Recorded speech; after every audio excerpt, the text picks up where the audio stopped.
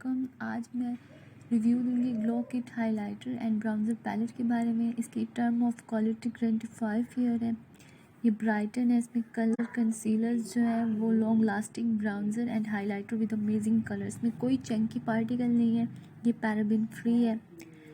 ये ब्लेंड करने के बाद नेचुरल लुक देता है।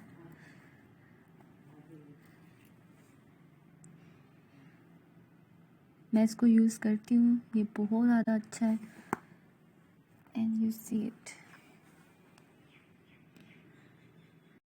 मैं आपको चेक भी करा देती हूँ। ये देखें,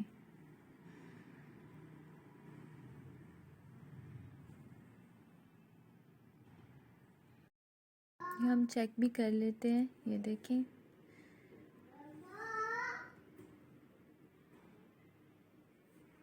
you can see it. I love everything. Fire spreading all around my room. My world's so bright, it's hard to breathe, but that's alright. Hush.